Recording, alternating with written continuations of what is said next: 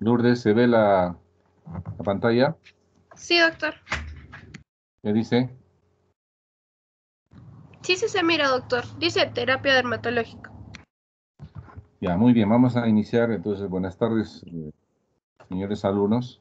Van a disculpar la tardanza. Esta es una clase un poco corta. Vamos a ver sobre lo que es la parte de terapia dermatológica, ¿no? O sea, el tratamiento de dermatología. Muy bien. Como ustedes saben, creo que ya la mayoría saben que la piel actúa como una barrera selectiva, evitando la pérdida e impidiendo el ingreso de agua, electrolitos, proteínas y otras moléculas. Es decir, que es casi impermeable, ¿no? La función barrera está localizada fundamentalmente en el estrato córneo. Las alteraciones de esta capa alteran la permeabilidad de la piel. Son conceptos importantes. La capa córnea ha sido comparada con una pared de ladrillos en las que estos son los corneocitos y el cemento son los componentes del espacio intercelular formado por lípidos fuertemente hidrófobos y otros relacionados a células cornificadas hidrófilas formadas por el complejo queratina-filagrina. La combinación de estos dos comportamientos resulta en una barrera contra sustancias hidrófilas e hidrófobas, ¿no? Este es un esquema, como ustedes ven. Acá está el manto lipídico, la capa lipídica, los corneocitos, ¿no? Estos son los componentes de la barrera cutánea, ¿ya? Acá está ese muro de ladrillos, como quien dice, ¿no? Entonces, esto es muy importante. Estos son los corneocitos, ¿ya? Y estas son la sustancia intercelular que es hidrófoba, ¿no? Hidrófoba. Entonces, si esto se altera, si esto se desmorona, entonces pueden ingresar sustancias ¿no? a la piel. Entonces, esto es más o menos como la barrera cutánea, ¿no? En el estrato del estrato córneo. Muy bien. La superficie cutánea se comporta como una capa impermeable, como les dije. Sin embargo, presenta territorios de fase fluida que permiten la penetración de agua en los corneocitos. La barrera cutánea se hace más permeable por causas como la hidratación, trauma, enfermedad, disolventes grasos, vehículos de medicamentos, uso de detergentes o jabones que alteran su constitución. Es decir, ahorita vamos a ir viendo, en la absorción de los fármacos a través de la piel se debe considerar los siguientes, ¿no? La absorción cutánea está en relación directa a la extensión de la piel a tratar. Es decir, mientras más extensa sea la piel, la zona a tratar, va a haber mayor absorción, por supuesto. Está en relación inversa al grosor de la piel. ¿Qué significa eso? Pues supongamos en la zona de la capa de las palmas y plantas, hay ahí un engrosamiento, como ustedes ven, hay una hiperkeratosis natural, en que entonces la absorción va a ser más difícil, va a ser más lenta, diferente a la piel delgada, como es los párpados, ¿no? Una piel erosionada, dañada, permite una mayor absorción, obviamente, ¿no? No hay capa córnea, se altera la epidermis, etc. La elección del vehículo es fundamental en la penetración de un fármaco. Es decir, un vehículo adecuado, ¿no? Generalmente un vehículo de tipo graso va a tener mayor penetración en la piel. El medicamento, la concentración, la coeficiente de partición, el coeficiente de difusión, la liposolubilidad, el tamaño de la molécula, formas de aplicación, son factores importantes en la absorción, ¿no? Estos son situaciones bioquímicas que cada medicamento tiene y tenemos que conocerlos. Factores que favorecen la absorción. La eliminación del manto lipídico mediante el uso de solventes que retiran los lípidos, ¿no? Si nosotros tenemos un solvente, una sustancia grasa, va a retirar el manto lipídico, por lo tanto va a haber una mayor absorción. La desnaturalización de los corneocitos o eliminación de la capa córnea mediante queratolíticos, jabones y detergentes. Como ya hemos visto en las prácticas, los jabones tienen efecto de detergente. ¿Qué hacen? Hacen que se elimine la capa, sobre todo el manto lipídico, ¿no? Que siempre hay encima de los corneocitos un manto lipídico. Los queratolíticos son sustancias que tienen un efecto de retirar la capa córnea. Un queratolítico, por ejemplo, es el ácido salicílico, que generalmente tiene un efecto desde al 5%, 10%, inclusive hasta el 20%.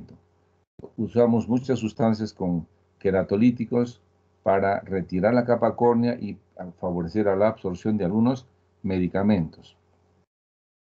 El metabolismo enzimático del medicamento, ¿no? Medicamentos que tienen unas enzimas que tienen efectos sobre los tejidos, entonces también va a favorecer los medicamentos. Cuando uno ocluye con plásticos, favorecen la humectación. Es decir, cuando nosotros tapamos a la piel con un plástico, la piel se hidrata. Y cuando hay una mayor hidratación de la piel, la absorción aumenta, ¿ya? La vasodilatación cutánea, es decir, cuando está dilatado los vasos de la piel, la absorción mejora, ¿no? Aumenta. El logro del éxito terapéutico tópico debe considerarse lo siguiente, ¿no? La dosis, ¿no? Debe adecuarse a la enfermedad y al paciente a tratar. Las concentraciones muy altas o muy bajas, las aplicaciones frecuentes o insuficientes pueden llevar al fracaso. Es decir, tenemos que conocer las concentraciones de los medicamentos, ¿no? Sobre todo, la mayoría de las cremas vienen a una concentración determinada que siempre es bueno observar y mirar. La barrera cutánea, como hemos visto, es muy importante en las enfermedades que pueden alterar en forma variable. Algunas aumentan el grado de queratinización, como por ejemplo la psoriasis, ¿no? En la psoriasis hay una capa muy gruesa de capa córnea, y otras la quitan o disminuyen, por ejemplo, en la dermatitis atópica, en que se altera la capa córnea, donde hay dermatitis, se altera la capa córnea y por lo tanto la absorción va a ser mayor. La variación anatómica que hemos visto, la piel ofrece gran variación regional, existiendo áreas donde es muy delgada, como vemos en la cara, los párpados, la zona de los pliegues, y en otras muy queratóxicas, ¿no? Hiperqueratóxicas, como es la planta, la palma, la espalda también es gruesa, ¿no? Esas son entonces, eso va a determinar la absorción adecuada de los medicamentos. La hidratación. Cuando se hidrata la piel, eso favorece la penetración de los medicamentos. Se puede recurrir al uso de materiales oclusivos, ¿ya? O vehículos oclusivos lipofílicos como los ungüentos, o humedecer la piel antes de usar los tópicos. Entonces, por ejemplo, cuando nosotros tapamos por la piel, siempre hay un fenómeno que se llama perspiración. Perspiración significa que por la piel sale agua, o que también le llamamos pérdidas insensibles. Las pérdidas insensibles van a ser mayores cuando el clima es seco, ¿no es cierto? Como Arequipa, por ejemplo. Si el ambiente es seco, de nuestra piel va a ir mayor agua hacia el ambiente para compensar, ¿no? Por un principio físico. Por lo tanto, nuestra piel se seca. Es lo que sucede un poquito en Arequipa. Cuando nosotros tapamos la piel con un plástico, ¿qué sucede? Esa perspiración, esa hidratación queda en la piel, ¿no es cierto? Queda en la piel y esa hidratación que se da por el material plástico va a favorecer a la absorción de los medicamentos. Igualmente, cuando se usa vehículos oclusivos lipofílicos, o sea, grasos, como los ungüentos, esto puede mejorar y favorecer la penetración de los medicamentos. Es decir, cuando usamos ungüentos, eso va a ayudar a que penetre mejor el medicamento. Y el vehículo, ¿no? Ya hemos dicho que el vehículo nos ayuda, sobre todo si los vehículos son ungüentos o si son grasos, va a ser más conveniente para poder mejorar la absorción de un determinado medicamento. Dice, esto es importante como la sustancia activa a utilizar, ¿no? El vehículo.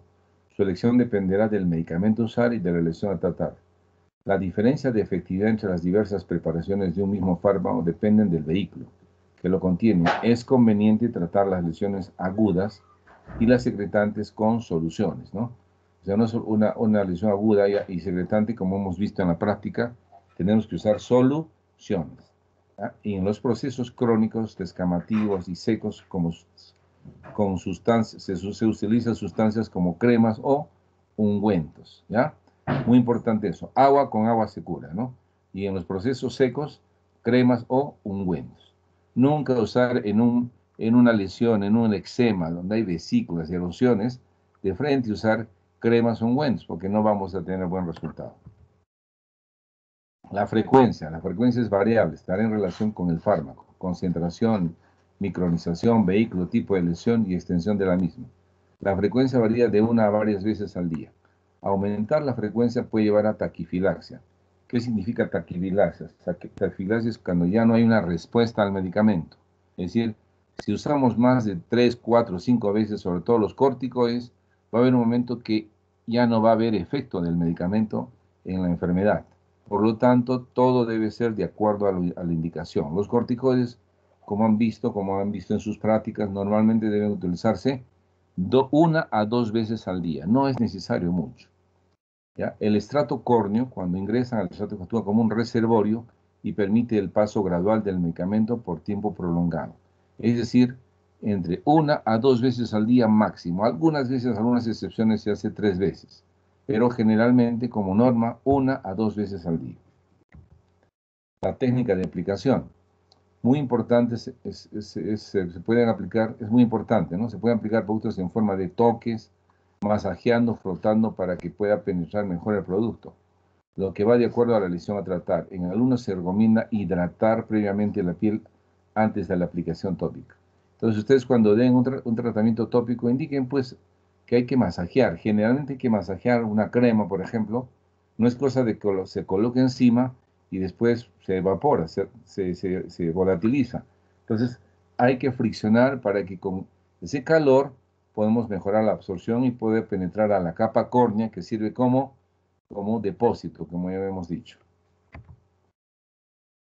La terapia dermatológica, el tratamiento de las enfermedades no solo demanda de conocimientos teóricos, sino que requiere un sentido común y experiencia del médico, es obvio, ¿no?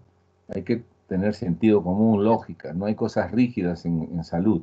Y obviamente, mientras más experimentado sea uno, más vamos a tener un mejor resultado, ¿no? El éxito de la terapia dermatológica se basa fundamentalmente en 3 pilares: diagnóstico, elección de la terapia e indicaciones, ¿no? Ya hemos revisado que debemos hacer un buen diagnóstico. Para hacer un buen diagnóstico, ustedes ya saben que hay que hacer una buena historia clínica, ¿no?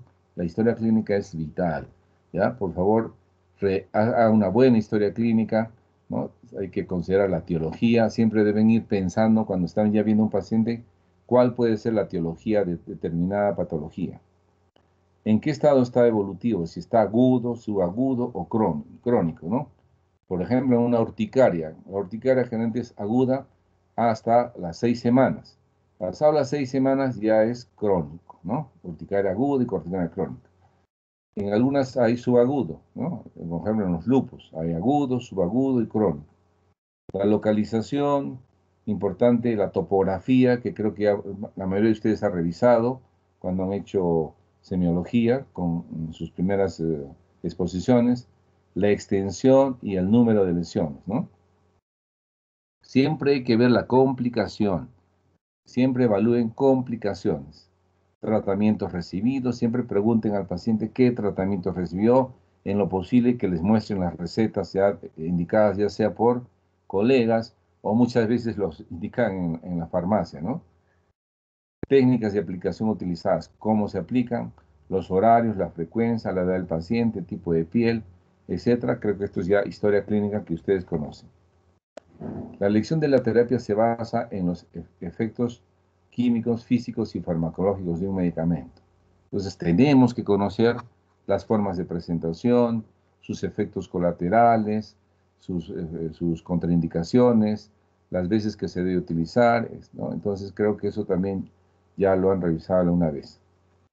El diagnóstico dermatológico es integral del paciente. Tiene que ser un dermatológico, no un diagnóstico solo de la piel. Hay que ver qué otras comorbilidades tiene, ¿no? Muchos de los pacientes en dermatología tienen enfermedades cardíacas, renales, infecciosas, gastroentéricas, psiquiátricas, ¿ya? Que pueden ser un impedimento para el uso de algunos medicamentos, sobre todo de uso sistémico. Entonces, siempre revisar qué medicamentos toma el paciente, los antecedentes, para poder darle un determinado medicamento. Las indicaciones juegan un rol muy importante. Una mala técnica de aplicación, una exageración de la frecuencia, un horario inadecuado, nos pueden llevar a una respuesta no deseada. El fracaso terapéutico resulta de un mal diagnóstico o una elección equivocada del producto o de indicaciones inadecuadas. Como hemos estado viendo en la práctica, tenemos que hacer una buena descripción semiológica. Por favor, jóvenes, la semiología es muy importante, no solo en dermatología, en todo el ámbito de la medicina. Entonces, siempre miren, observen, toquen, palpen, ¿no? Ausculten, es decir, todo eso deben estar en su mente cuando vean a un paciente.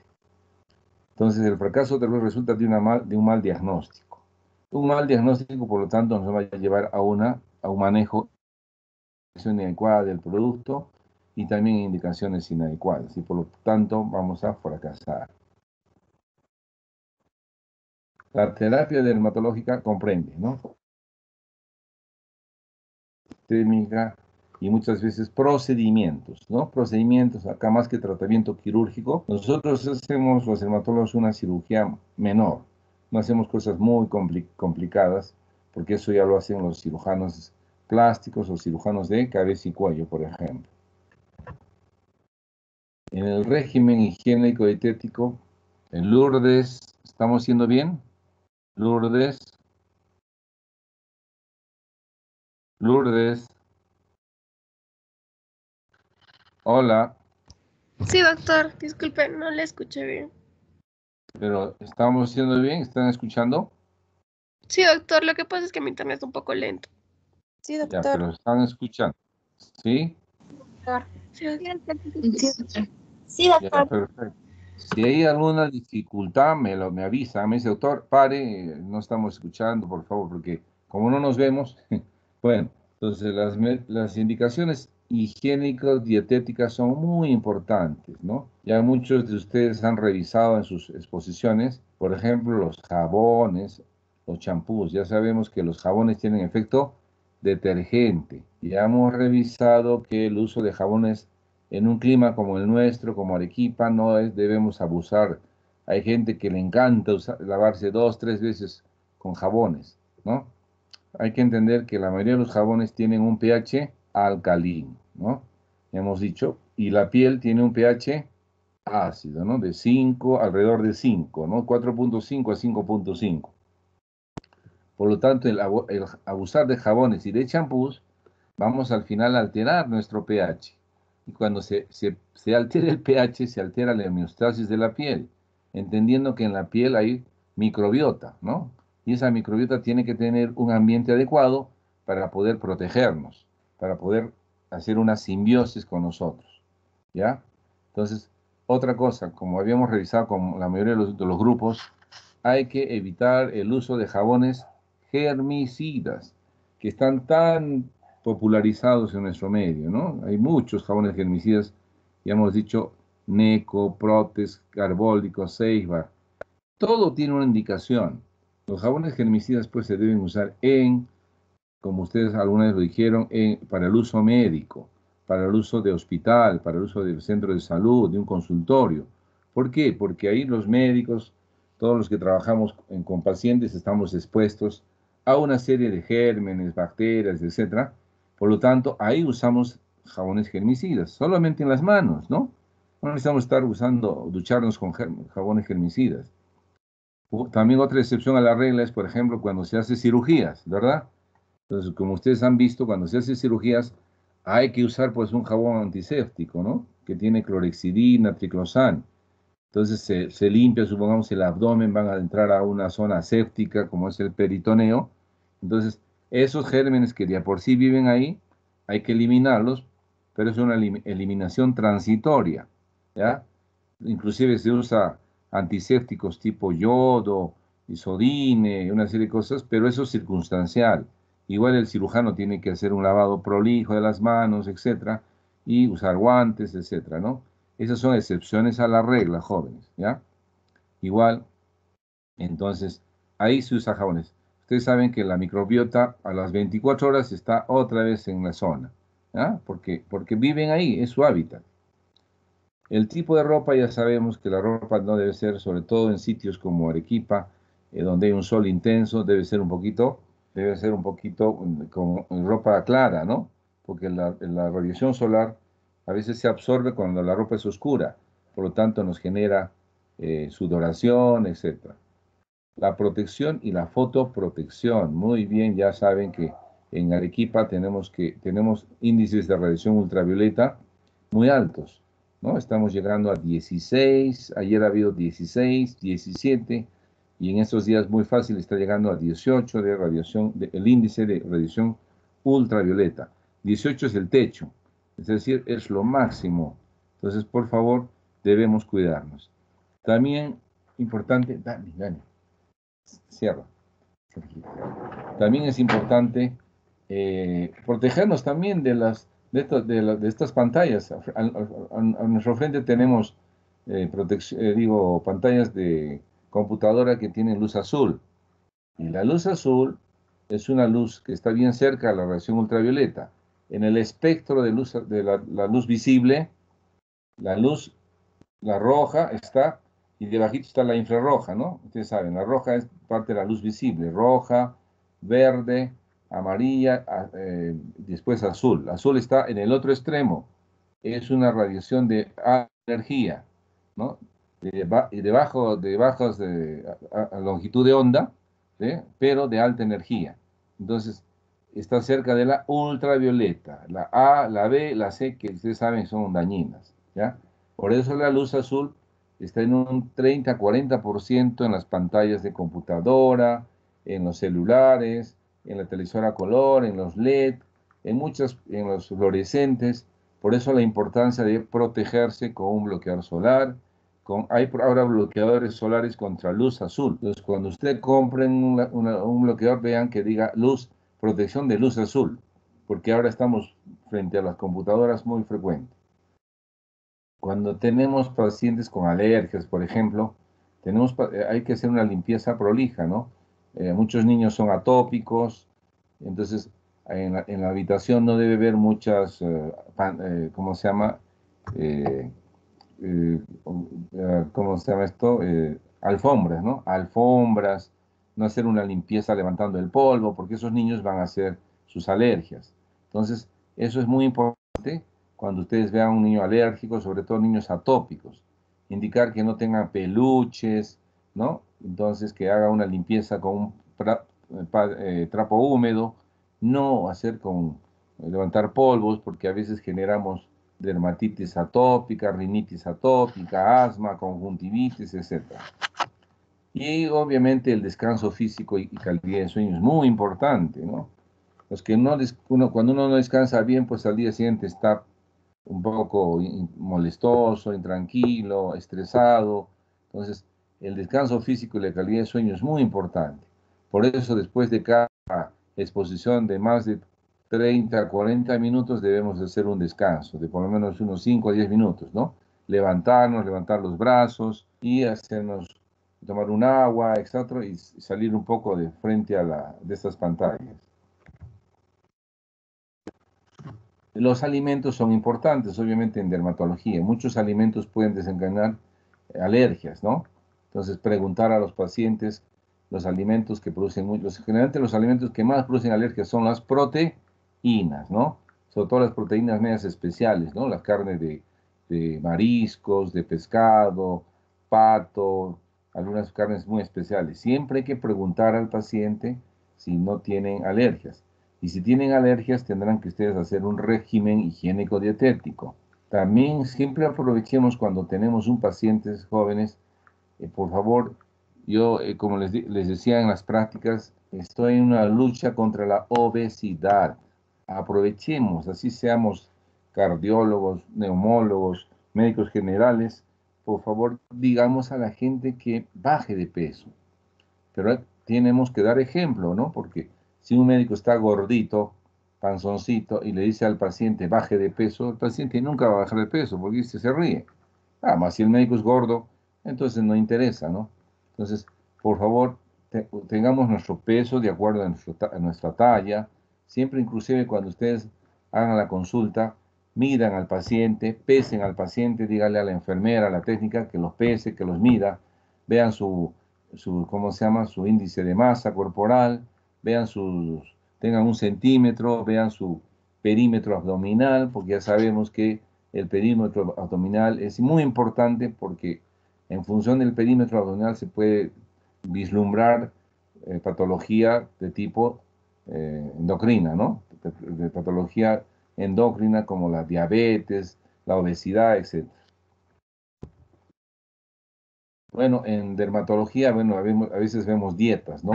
Por ejemplo, un paciente que tiene santomas o santelasmas, esos son tumorcitos amarillentos que aparecen en la cara, en el cuerpo, y esos son pacientes que tienen colesterol generalmente alto. Muchos son a veces adquiridos, o sea, familiares, y a veces son, digo, unos son familiares y otros son adquiridos por el tipo de dieta que tenemos. Entonces tendremos que darle una dieta hipograsa, ¿no? Bajo en colesterol, ¿ya? Igual en psoriasis, cuando hay mucha seborrea, ¿no? Se debe dar dietas hipograsas, ¿ya? Acá en el santoma hay bajos de colesterol, psoriasis, seborrea, bajo de grasas. Cuando hay pacientes con tofos, que son unos tumores por ácido úrico, entonces tendremos que bajar las proteínas, disminuir proteínas, carnes, como ustedes ven. En un paciente con dermatitis, edemas, dermatitis, eczemas, hay que bajar un poco la sal. En pacientes con urticaria. Entonces, estas dietas son algo que uno va aprendiendo en el interín cuando trate las diferentes patologías. Una dieta de adicción. Por ejemplo, se ve en pacientes, por ejemplo, cuando tienen un pénfigo, ¿no? Se suspende, ¿no? Se suspende lo que pueda estar, lo que estamos promediando, y después se puede ir adicionando suplementos dietéticos como proteínas, carbohidratos, vitaminas y minerales de acuerdo a la patología. La dieta es de eliminación, por supuesto, pues si uno tiene una alergia, ahí dicen que alguien tiene una alergia ¿al qué? A los mariscos. Tendrán que eliminar, definitivamente tendrán que eliminar los mariscos, ¿no? Entonces, sobre todo cuando hay alergias tipo urticaria, dermatitis atópica, toxicodermia. Terapia tópica. ¿Cuándo se decide la utilización de una terapia tópica? En caso de lesiones pequeñas, como hemos visto, hay unas patologías, por ejemplo, un impétigo contagioso. Como han visto, a veces no necesitamos utilizar antibióticos, simplemente damos una cremita antibiótica, ¿ya? Cuando en un área circunscrita se necesita una terapia intensiva y con drogas potentes. Por ejemplo, cuando tenemos una psoriasis, pero muy localizada, podemos dar un corticoide potente, ¿no? Pero sin necesidad de dar terapia sistémica. Y cuando la sustancia activa posee efectos sistémicos tóxicos, a veces hay medicamentos que son un poco tóxicos, entonces mejor lo damos en tópico. Por ejemplo, la isotretinoína tiene su equivalente tópico, que es la tretinoína. Entonces podemos usar en forma tópica, por ejemplo, en el acné, ¿ya? Y no usar la isotretinoína en exceso, porque eso tiene efectos tóxicos, ¿ya? Muy bien. Si el área que se va a tratar es pequeña y una sustancia tópica costosa permite la curación con poca cantidad de droga. A veces hay corticoides potentes, que un poquito, ¿cómo se llama? Costoso, pero finalmente resulta más barato que comprar sistémicamente, ¿no? Que darle sistémicamente corticoides sistémicos que a veces resulta más caro. Los medicamentos, las medicaciones tópicas pueden ser medicaciones líquidas, usamos muchas veces soluciones, lociones. En las lociones hay emulsiones, suspensiones, tinturas, solventes orgánicos. Las soluciones, lociones generalmente las usamos en donde hay cuero cabelludo o piel peluda, ¿no? Cuero cabelludo, axilas, ingles, donde hay pilosidad. Ahí van bien las medicaciones líquidas. Las medicaciones semisólidas tenemos las cremas, geles, pomadas, ungüentos, pastas. Generalmente usamos cuando las lesiones son secas, ¿ya? Cuando son secas. Las cremas usamos cuando la piel es seca. Cuando la piel es un poco grasosa, como en el acné, usamos geles. Cuando la piel es muy seca, a veces hay mucha hiperkeratosis o keratosis, por ejemplo, las palmas o plantas, es bueno usar ungüentos o pomadas. Ungüento o pomada es lo mismo, ¿no? También se puede usar pastas, ¿no? Por ejemplo, la pasta al azar cuando usamos para efecto cicatrizante. Y las medicaciones sólidas son pues, polvos minerales, generalmente talco, polvos vegetales. El talco, como ustedes ven, se usa mucho cuando hay pacientes con mucha sudoración, ¿ya? Y sobre todo cuando hay problemas a nivel de los pies, hongos. Ya hemos hablado en un momento, en unos casitos que hemos revisado, el talco es importante cuando hay mucha sudoración, como en el caso de los pies. ¿Cuándo se decide una terapia sistémica? ¿Cuándo se decide la utilización de una terapia sistémica, ¿no? Si las lesiones son muy extensas y más si se tiene una fuerte tendencia a la diseminación. Si vemos pues que hay una infección que es muy extensa o se disemina, bueno, no vamos a usar tópicos, ¿no? Ahí usamos pues antibióticos o de repente sustancias sistémicas. Si los costos de la droga implicada tópicamente son muy grandes y pueden utilizarse en forma sistémica, Por ejemplo, cuando usamos cremitas, pero vemos que las lesiones son muy grandes, muchas cremas al final nos va a ser muy caro. Entonces, es preferible utilizamos en forma sistémica alguna medicación. Por consideraciones estéticas, si la sustancia activa colorea la piel o deja un aspecto cosmético poco aceptable, especialmente en áreas expuestas, ¿no? Entonces, a veces hay sustancias que estéticamente van a incomodar a la piel, mejor lo usamos por vía sistémica. Si por razones diversas tales como peligro de sensibilización o imposibilidad de actuar tópicamente, la droga debe usarse solo por dicha vía. Por ejemplo, la gentamicina, a veces hay cremitas que vienen con gentamicina y la gentamicina tópica sensibiliza mucho a la piel. Por lo tanto, si usamos por vía tópica y cuando usemos gentamicina por vía oral, vamos a generar una alergia. Entonces, gentamicina no usamos por vía tópica. Tratemos mejor usamos por vía sistémica, ¿no? O sea, por vía generalmente parenteral. Y cuando la terapia tópica, cuando con la terapia tópica los resultados no sean satisfactorios o solo se consigan muy lentamente y es necesario frenar la enfermedad lo más pronto posible para evitar ausentismo laboral, tareas de responsabilidad, entonces vamos a usar terapia sistémica, ¿no? Usaremos por vía sistémica. Bueno, hasta aquí hemos visto lo que es terapéutica dermatológica. Cada, ¿cómo se llama? Cada patología, en cada patología, cuando hagamos ya las enfermedades, vamos a ver ya los diferentes tratamientos eh, terapéuticos, farmacológicos, ahí lo vamos a explicar. Esto es algo general. Entonces, no se olviden, por favor, que cuando se hace un tratamiento, siempre tenemos que ir a no solo tratar el efecto, ¿no? A veces los médicos nos volvemos solo curanderos. Entonces, es decir, ¿qué hacemos? Solo tratamos a veces el momento, el efecto del momento, y nos olvidamos que casi gran cantidad de las enfermedades tienen una causa, ¿no? Hay un dicho que dice, no hay efecto sin causa. Por lo tanto, por favor, ahí vienen la terapia, las medidas generales. Muchos médicos dicen medidas generales, yo le llamo medidas higiénico-dietéticas, como siempre hemos insistido, ¿no? Por ejemplo, en los hongos, que es una patología muy común, como hemos visto con ustedes en la práctica, no solo es darle su tratamiento oral, ¿verdad? Le vamos a dar su terbinafina, sus cremas, etcétera. El paciente, ¿qué va a hacer? Si no le explicamos, no le hacemos el tratamiento, no le indicamos las medidas higiénicas dietéticas, ¿en qué van a terminar? En que va a volver a recontaminarse o va a volver a contagiarse o le va a recidivar el cuadro porque el paciente no se seca bien los pies, no usa talco, no usa medias de algodón, entonces usa zapato cerrado, entonces al final el paciente va a estar de tumbo en tumbo y finalmente nunca va a curar y va a gastar más. Entonces la importancia, jóvenes, de las medidas generales, ¿ya? Igual, en dermatología, como ven, muchas veces hay una automedicación. ¿En qué sentido? Que muchos de los pacientes, como lo ven, muchos pacientes ven sus lesiones, sus granitos, sus ronchas, inmediatamente ¿a dónde van? A la farmacia. Por favor, ese es un defecto de los pacientes.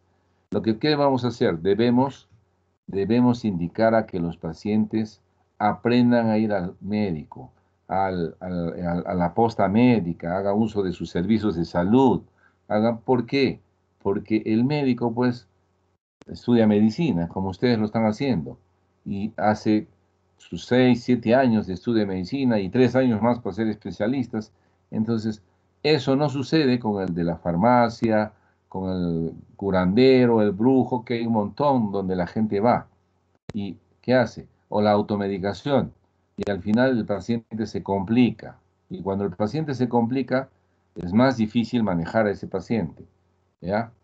Por si acaso, cuando un paciente, como hemos visto en algún momento, primero, cuando un paciente tiene una determinada enfermedad y por ahí vamos a hacer un hongo, ¿no? Como hemos visto una tiña, creo, en el cuero cabelludo, muchas veces se complica en infecciones. Entonces, primero se trata la complicación, ¿ya? Entonces, da un tratamiento de la complicación que a veces es 5 o 7 días, ¿no? ¿No? El tratamiento antibiótico, y después hacen el tratamiento de los hongos, que generalmente es largo, ¿no? Sobre todo cuando es en el cuero cabelludo, cuando es en las uñas, y el tratamiento, que es, como ustedes han visto, es de entre 3 meses, 6 meses, dependiendo del tipo de hongo. Muy bien, jóvenes, entonces hemos revisado rápidamente lo que es terapia sistémica, no quiero cansarles. Una preguntita, Lourdes. Lourdes,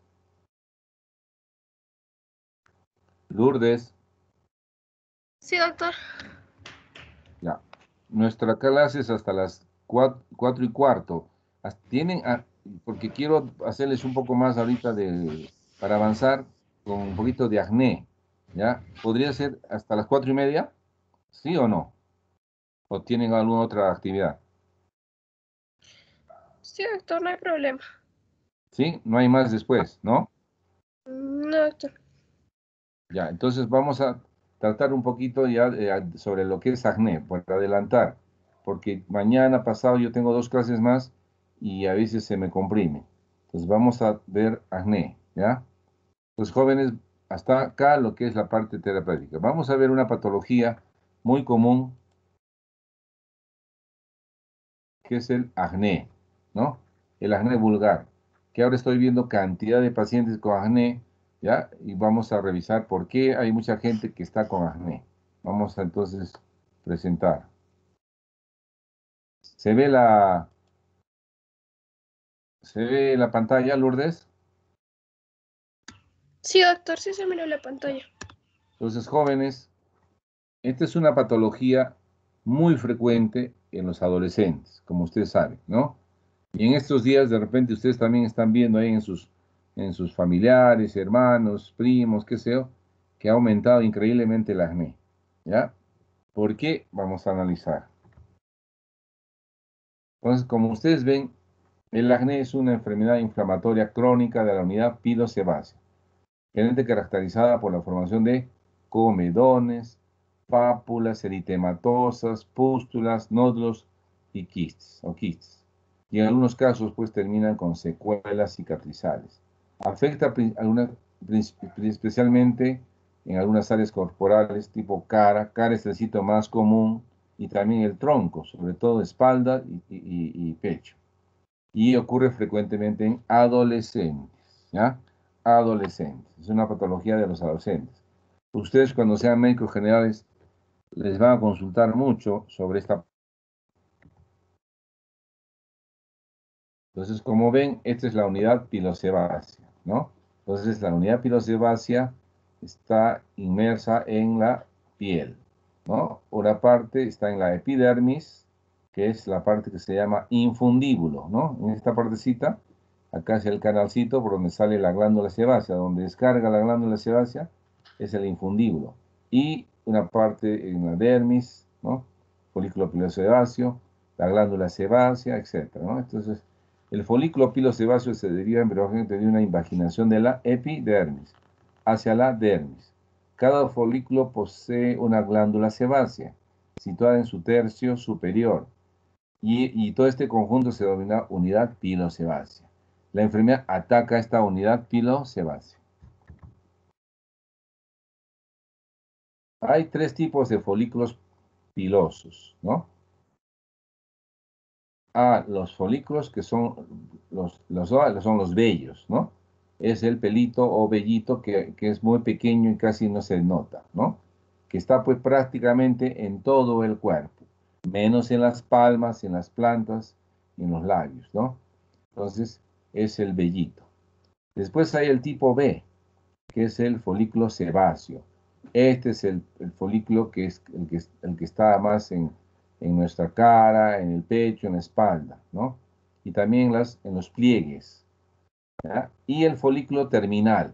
El terminal es el pelo, es el que está en el cuero cabelludo, en los pliegues también, en las axilas, en las ingles, es el pelo, ¿ya? Este es el implicado. El acné es una enfermedad que afecta precisamente a los folículos sebáceos, porque ahí las glándulas pues son un poquito más grandes.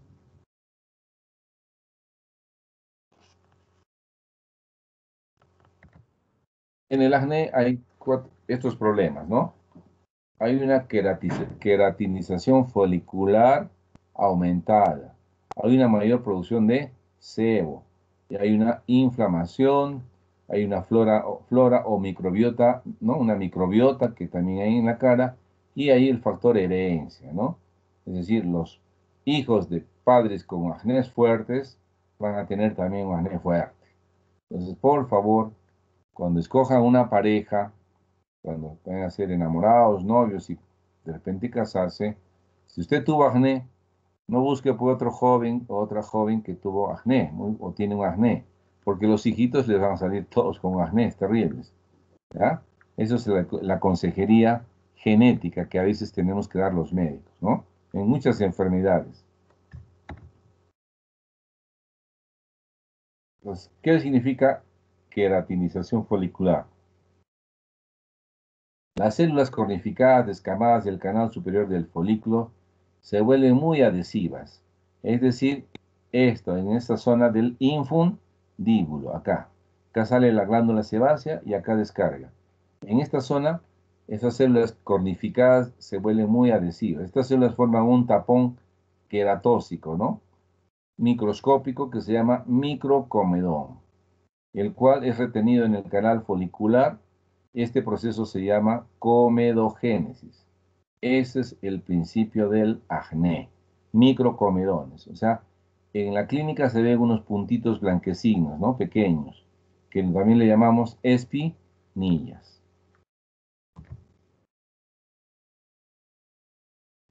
Aumento en la producción de sebo. El crecimiento de las glándulas sebáceas y el consecuente aumento en la producción de sebo son estimulados por el aumento en la producción de andrógenos adrenales y gonadales que preceden al inicio de la pubertad. Entonces, cuando llegamos a la pubertad, va a haber un aumento de los andrógenos. Los andrógenos son los que actúan en la glándula sebácea y hacen que se produzca más sebo. Por lo tanto, esta queratinización exagerada más el sebo va a formar el comedón, ¿ya? Entonces, por eso que el acné se presenta más en la pubertad, adolescencia, ¿no? Pues una enfermedad más de los adolescentes.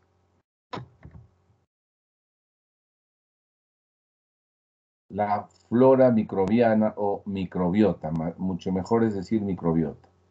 El Propionibacterium acnes es un término antiguo que ahora se llama Cutibacterium, ¿no? Es un difteroide anaeróbico que habita en los folículos sebáceos, estimulados por los andrógenos, y es un constituyente normal de la flora cutánea. Los individuos con acné tienen recuentos más altos del Cutibacterium acnes que aquellas personas sin acné. Entonces, el Cutibacterium acnes es el que participa en este proceso. La inflamación es el resultado directo o indirecto de la proliferación del Cutibacterium acnes. Este microorganismo produce una lipasa extracelular que hidroliza los triglicéridos del sebo hasta convertirlos en glicerol, sustrato para la formación de ácidos grasos libres, los cuales tienen actividad proinflamatoria y comedogénica. Entonces, ahí está el kit del asunto. La patogénesis, ¿no? El componente hereditario puede cumplir un rol en cuanto al tipo de tipo graso de la piel y en la aumentada sensibilidad de esta a los cambios hormonales. ¿Cuáles son los factores asociados con el acné?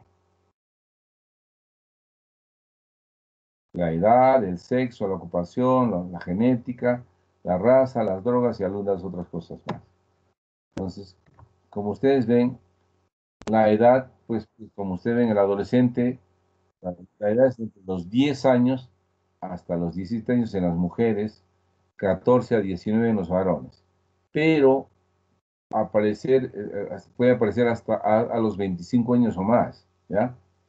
Yo creo que la campana de Gauss es desde los 10 años hasta los 25 años. Yo estoy viendo ahora muchos pacientes con acné prácticamente tardío.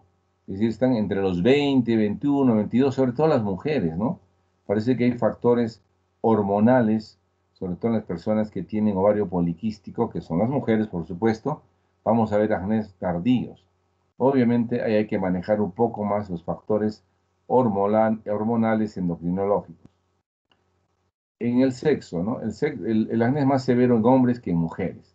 O sea, los acné más terribles dan en los hombres que en las mujeres.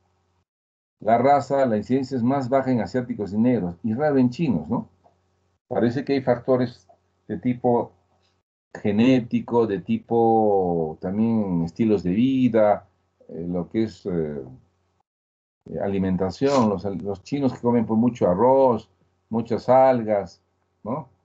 Igual los asiáticos, japoneses, y no se ve mucho acné en ellos, en esas razas. Igual en nuestra raza indígena, en la raza netamente indígena, de allá de la zona pues de la sierra, casi también no se ve mucho acné. Debe haber algún factor genético que sería bueno investigar, ¿no? Que los protege del acné. En lo que he visto, el acné más frecuente en los blancos, en las razas blancas y en los mestizos que ya somos nosotros, ¿no? Porque tenemos genes tanto de blancos, españoles, europeos y un poco de nuestros indígenas, ¿no? De nuestros incas.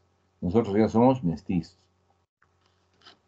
La ocupación se ve más en personas que están expuestos a aceites minerales, que son acnegénicos, dioxina, etcétera. Por ejemplo, en los pacientes que son dispensadores de hidrocarburos, de gasolina, a él véanle la cara de los jovencitos, pucha, es una cara grasosa y con acné terribles, ¿no?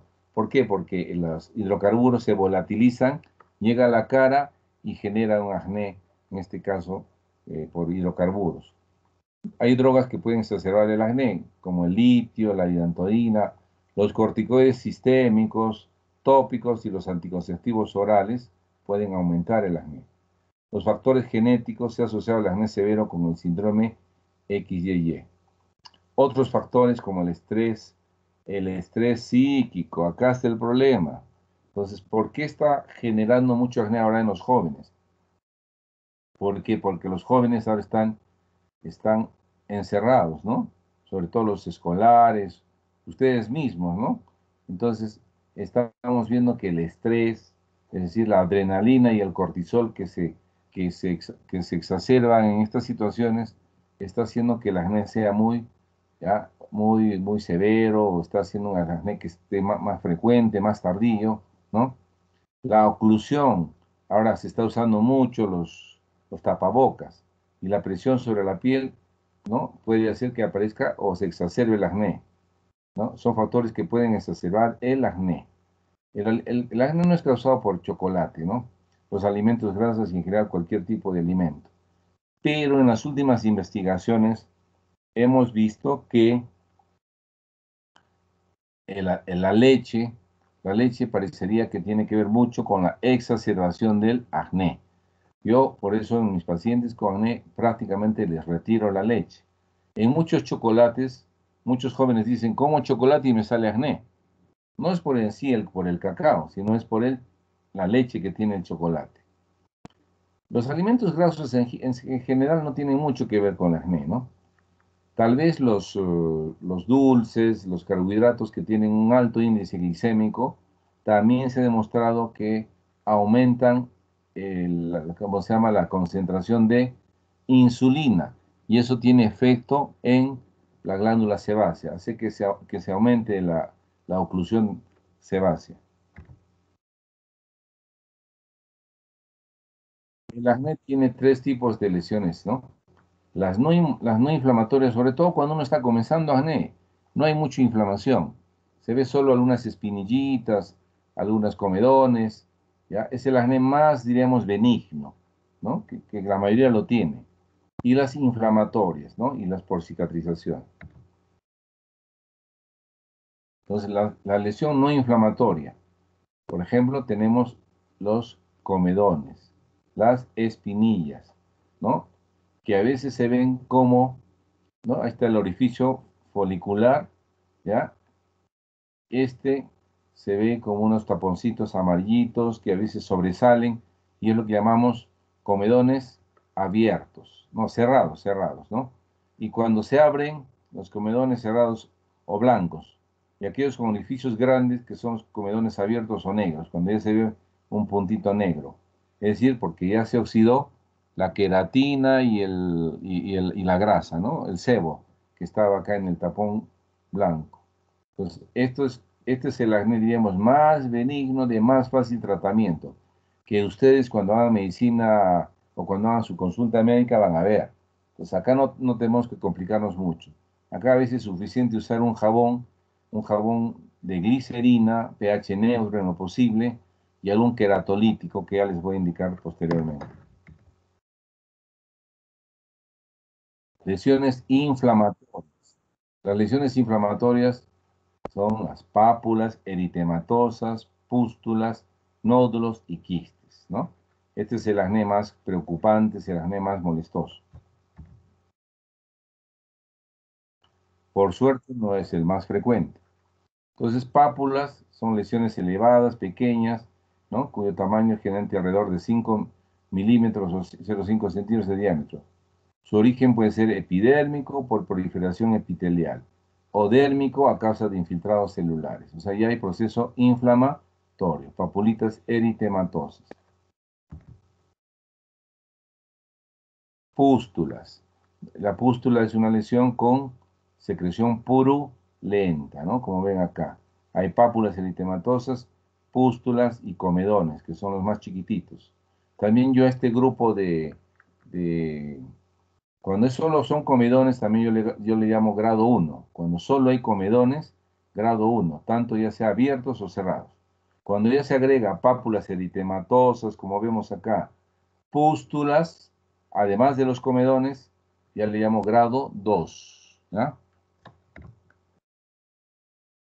Si a esto se agrega nódulos, ¿no?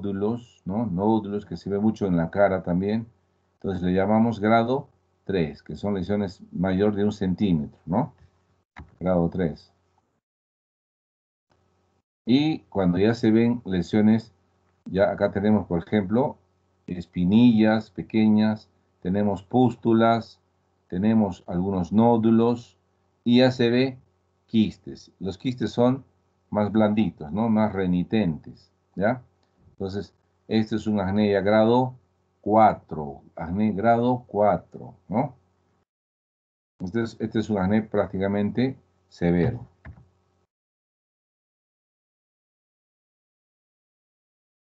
Hay algunas formas de acné especial, ¿no? El acné conglobata es un acné muy severo, ¿no? Que se caracteriza por la presencia de comedones, pápulas, nódulos, quistes, hay abscesos confluentes, acá hay mucha cicatrización y formación de queloides que dejan unas secuelas terribles. Las lesiones usualmente ocurren en la cara, cuello, extremidades superiores y el tronco. Ahí vamos a ver acá un paciente. Miren, este es el acné conglobata, muy severo, ¿ya? Y esto se puede ver, bueno, esto se puede ver en la cara, se puede ver en la espalda, en el tórax anterior, ¿no? Y compromete mucho el estado general del paciente, ¿no? Miren, en el pecho, en el tórax, acá se ven quistes, nódulos, son pápulas eritematosas, ya son placas, etc. Acné conglobate, es un acné muy severo, ¿no? Miren, quistes. Entonces, este acné que es de grado 4 o más es el acné severo. Hay un acné fulminans, ¿no? Es un acné muy raro, no he visto, en Lima había alguna vez un muchacho con, ya inclusive hay úlceras. ¿ya? Su inicio puede ser agudo, ya da síntomas sistémicos como fiebre, pérdida de peso, artralgias, mialgias, produce eritema nodoso y hepatoesplenomegalia. Este es un acné muy grave que puede llevar a la muerte, ¿no? Entonces, este acné tiene compromiso del estado general. Parece que hay una hipersensibilidad de este joven al Cutibacterium acnes. Entonces, acá se agrega una hipersensibilidad que va a llevar a estados muy graves que al final hasta pueden llevar a la muerte. Acné fulminas, ¿no? Entonces, pero que hay un gran compromiso del estado general, fiebre, malestar, artralgias, etc. Y deja pues unas cicatrices terribles.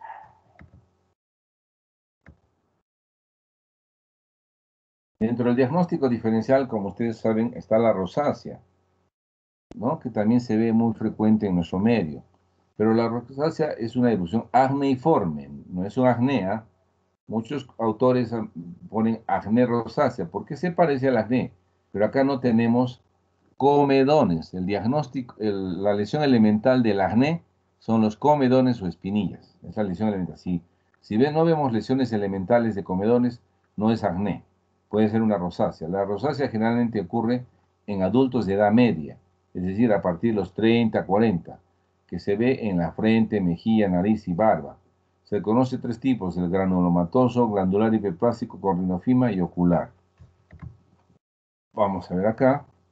Pues en la rosácea se ve pues una cara muy roja, sobre todo en la parte central. Esto llamamos nosotros eritrosis o cooperosis, ¿no? Eritrosis, cooperosis. Son pacientes que tienen la cara roja permanentemente.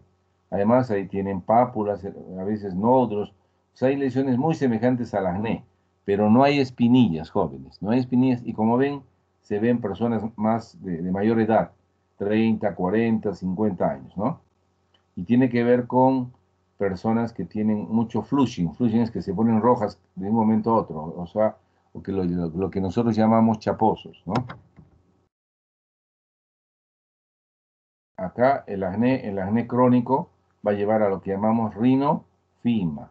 Miren, con una gran nariz que llamamos rinofima, con telangiectasias, hay una hiperplasia sebácea, ¿no? Muchas telangiectasias, ven. Acá también una cara roja con una nariz muy prominente que llamamos rinofima.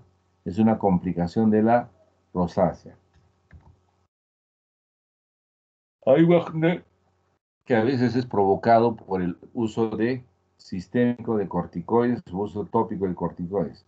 Este acné se ve mucho cuando hay pacientes o personas que se les coloca dexametasona, ¿no? Muchos van a veces a un tratamiento médico de la garganta y les ponen metametasona, dexametasona, sobre todo de tipo sistémico o a veces en cremitas. Entonces al final terminan con un acné esteroidal, ¿no? Que generalmente es monomorfo. Son lesiones papulitas eritematosas, ¿ya? Eso se llama acné esteroideo. A veces le llamamos también foliculitis esteroidal, porque no vemos acá espinillas, no se ve espinillas, ¿ya? Son pápulas eritematosas monomorfas. Algunas van a ver cuando tenga así un paciente con así, papulitas monomorfas, casi todas son igualitas, pregunten si han estado tomando o se les ha estado aplicando corticoides. Entonces el paciente dice, sí, doctor, estuve hace una semana, hace 10 días, me pusieron dexametasona, ahí está el diagnóstico, ¿ya? Ese antecedente es muy importante. También se produce otra erupción a nivel de pápula eritematosa y pustulosa alrededor de la boca, sobre todo en las mejillas, pliegues nasales, dejando alrededor de los labios. Ocurre frecuentemente en mujeres jóvenes, sobre todo cuando usan muchas sustancias cosméticas, ¿no? Cuando usan cremitas, a veces tratan de aplicarse en la zona de la cara, por oclusión con cremas humectantes, ¿ya? A veces se echan hasta corticoides en la zona perioral, corticoides tópicos, entonces vamos a ver que se produce una dermatitis perioral, ¿ven? Miren, papulitas eritematosas, a veces pústulas, pero en la zona perioral a veces puede llegar a muy semejante a la rosácea. Entonces, esto no es acné. Esto es parte del diagnóstico diferencial, ¿ya? Esto llamamos dermatitis perioral. O sea, acá hay un proceso inflamatorio reactivo. Ahí está, dermatitis perioral. Hay otro acné que se produce sobre todo en el verano, provoca por efecto de la radiación. Digo, cuando uno se somete mucho a la radiación ultravioleta en la playa. Cuando uno va a la playa hay mucha gente que empieza a tener papulitas muy queratóxicas, enrojecidas al ponerse al sol. Acá vemos unos cuantos, ¿no? Unas papulitas muy pequeñas, eso se llama acné estivalis, ¿no? No hay acá comedones, de repente mal llamado acné. También hay una infección que se llama pioderma folicular. Es una infección provocada por el estafilococo aureus, ¿no? Donde todo hay muchas pústulas, ¿no? Hay muchas pústulas que se ven mucho en el cuero cabelludo, cara y algunas extremidades, ¿ya? Generalmente esto se ve por un trauma, como rasguños, picadura de insectos, o al afeitarse, nos aparecen unos granitos, papulitas eritematosas, ¿ya? Eso llamamos pioderma folicular o foliculitis simplemente, ¿no? Una foliculitis. Acá no hay comedones. Eso va dentro del diagnóstico diferencial.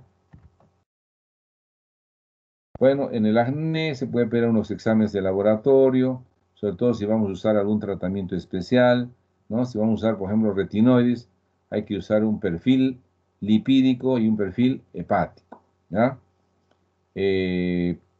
A veces, bueno, generalmente cuando usamos tratamiento tópico no es necesario, ¿no? Porque en el sistémico es cuando hay que hacer unos exámenes laboratorio. Cuando hay acné, a veces, sobre todo cuando hay ovario poliquístico, hay que hacer un dosaje de hormonas, ¿no? Sobre todo en las damas, y cuando el acné es muy tardío, para ver si no hay un síndrome de ovario poliquístico. ¿Qué van a pedir? Van a pedir una ecografía endovaginal o ginecológica, o sea, una hormona luteinizante. Las hormonas, generalmente yo los envío donde un endocrinólogo para que me ayude en esto, ¿no? Porque él va a manejar mejor que yo un síndrome de ovario poliquístico. En la mayoría de los pacientes con acné que no tengan síndrome de ovario poliquístico, a veces les pedimos hormonas. No es que las hormonas estén elevadas, jóvenes. A veces uno dice, uy, estarán las hormonas elevadas. A veces los andrógenos, ponemos andrógenos, el nivel está normal. Parece que es la sensibilidad que se tiene, la glándula sebácea tiene una gran sensibilidad al andrógeno, ¿ya? Parece que ahí hay una hormona, una enzima que se llama la 5-alfa reductasa.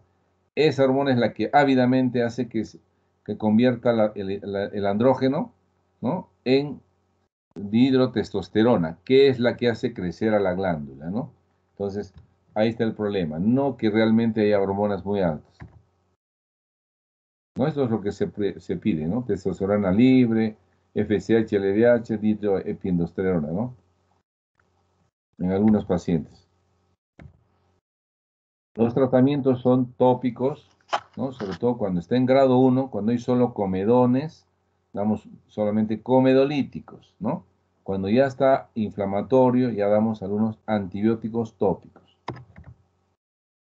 Por ejemplo, cuando solo hay espinillas, ya les dije que podemos usar ácido salicílico entre el 5 al 10%, ¿ya? Que es un queratolítico. Entonces, ¿qué elimina? La capa córnea que está exagerada en los comedones. Entonces, va a ayudar a limpiar y se baja la grasa también. Los retinoides, ¿no? Eh, estos dos a veces pueden irritar la piel, los retinoides y el ácido salicílico. Los retinoides tenemos la tretinoína. La tretinoína tópica se puede usar porque inhibe a la proliferación de los comedones, o sea, evita que se formen muchas células, muchos queratinocitos produzcan mucha queratina a nivel del infundíbulo. Por lo tanto, evitan la adhesividad. También evitan la formación de que la glándula se crezca mucho, ¿no? Entonces, inhibe a la proliferación de la glándula sebácea. Los retinoides tienen un buen efecto los retinoides. Los que alteran la queratinización y disminuyen la adhesividad de las células dentro del folículo, que son los retinoides, como les decía. los que inhiben el crecimiento del Cutibacterium acnes, como el ácido acelaico, el peróxido de benzoilo y los antibióticos tópicos, ¿ya? Acá más bien actúa sobre el Cutibacterium acnes. Agentes que suprimen la inflamación, cuando hay inflamación grado 2, como el ácido acelaico, el adapaleno, que es un derivado de la tretinoína, y el tazaroteno, que son retinoides ya modificados. La terapia tópica no suprime la formación del sebo. El sebo se sigue formando por inducción hormonal, ya sabemos. Pero podemos ayudar a, como yo les digo, el acné no se cura, el acné se controla, jóvenes. Es muy importante. Cuando ustedes tengan un paciente con acné, dígale, te vamos a ayudar a controlar tu acné. ¿Por qué? Porque nosotros no podemos suprimir las hormonas que de una u otra forma nos están formando los caracteres sexuales secundarios. Algunos agentes frecuentemente usados, ¿no? Tenemos la tretinoína, como les dije, que es un retinoide, es el comedolítico más potente. Normaliza el proceso de queratinización folicular, reduciendo así la formación de comedones. Puede causar un poquito de eritema, descamación y picazón. La fotosensibilidad puede ser un problema al inicio. Iniciar siempre con concentraciones bajas. La tretinoína viene de 0.025 a 0.050. Primero usamos 0.025 y después podemos llevar a 0.50. ¿Ya? El ácido acelaico disminuye la producción de queratina e inhibe el crecimiento del P. agnes o Cutibacterio agnes. Más efectivo que el placebo de acné inflamatorio e igualmente efectivo que la tretinoína en el acné comedociano y no inflamatorio. Inhibe la producción de melanina y podría servir para aliviar la hiperpigmentación. Muchos pacientes en el acné, sobre todo los morenos, terminan con manchas en la cara.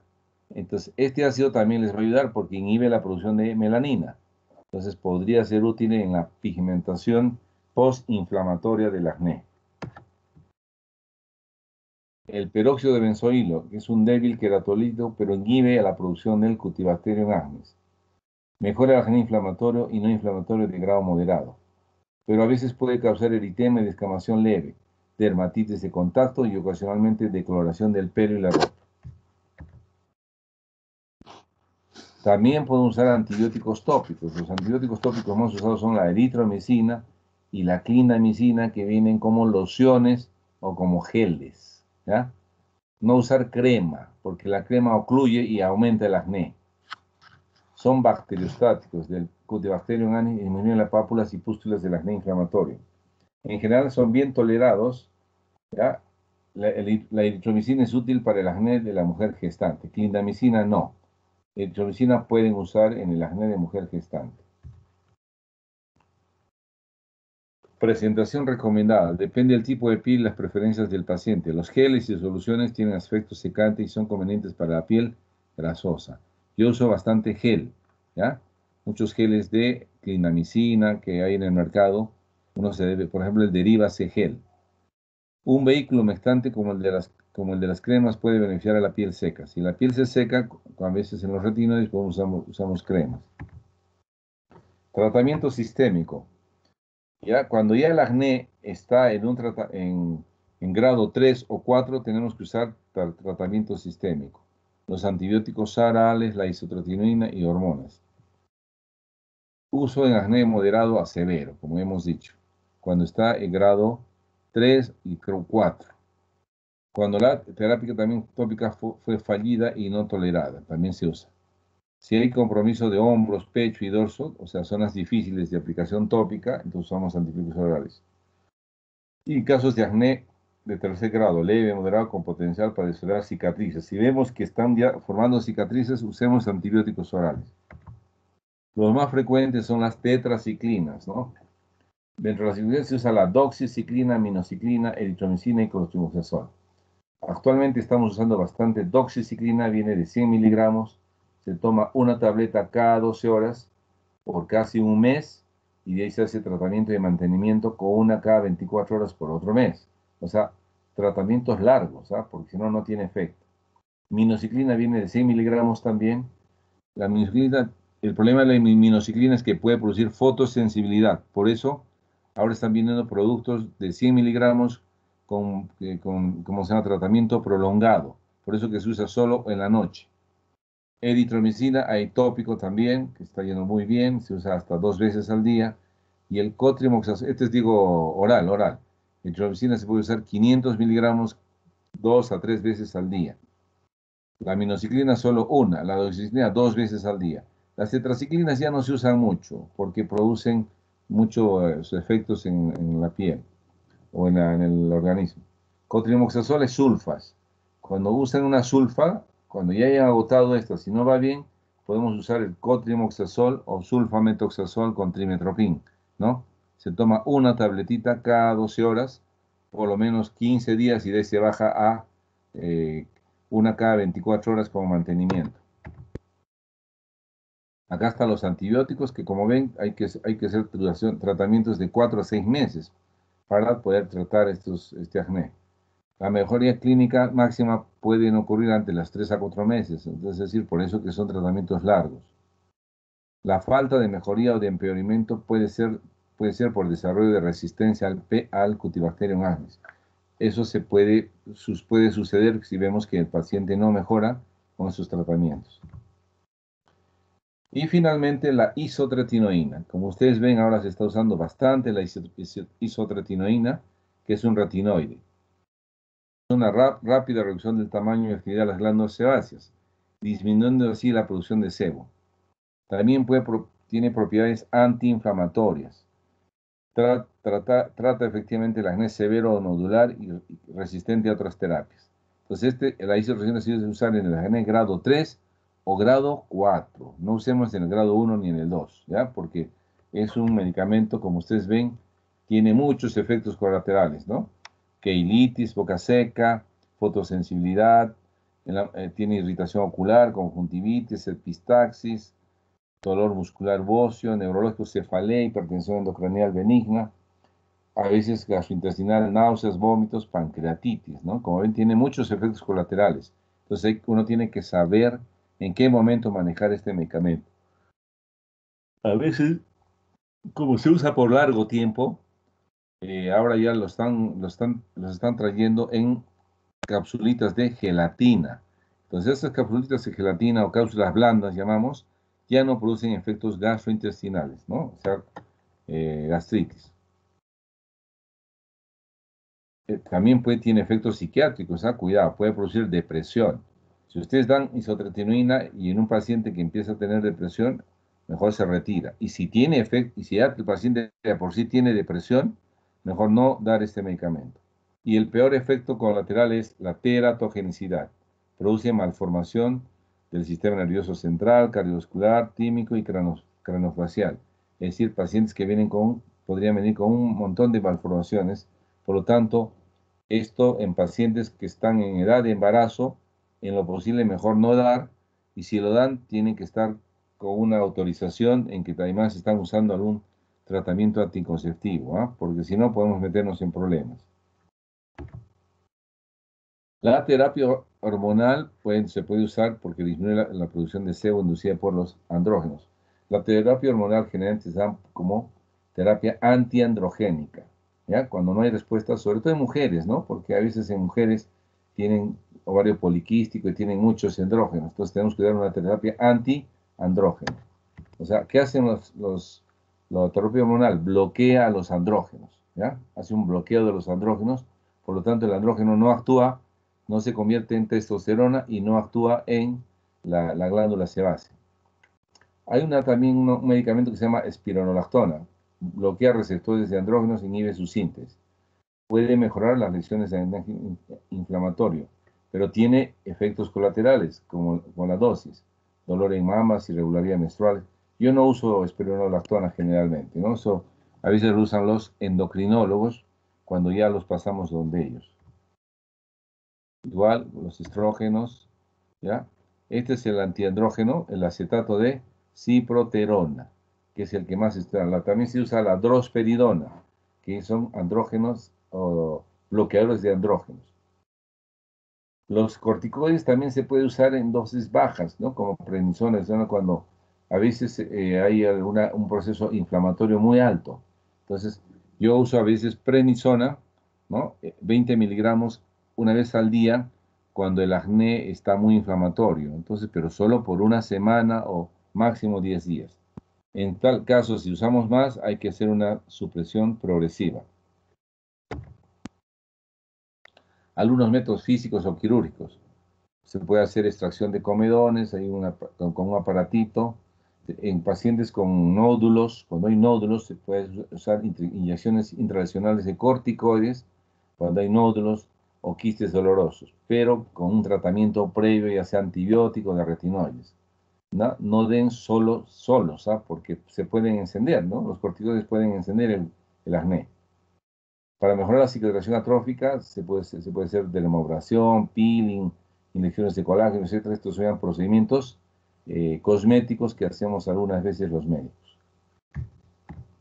Muy bien, con esto hemos terminado esta parte de acné y rosácea, que son los problemas foliculares más frecuentes, tanto en adolescentes y en algunos adultos, sobre todo de la tercera edad, ¿no? 30, 40, como es la rosácea.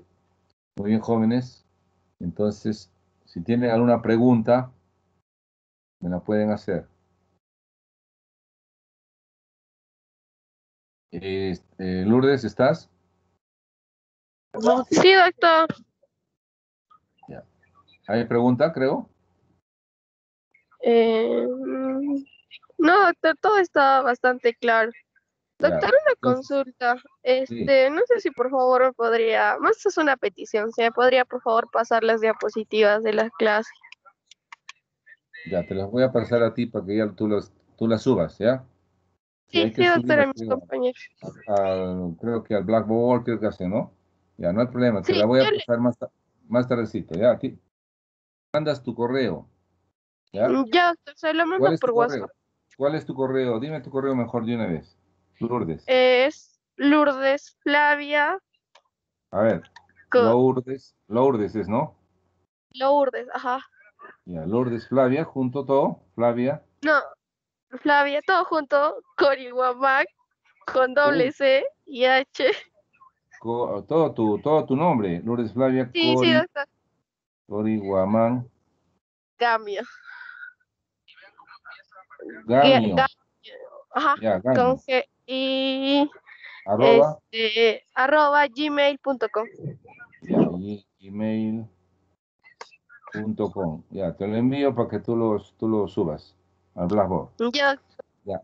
sí, doctor, Vamos a, muy amable. te voy a indicar, por favor, les voy a indicar, por favor, a los grupos, los temas de seminario, ¿ya?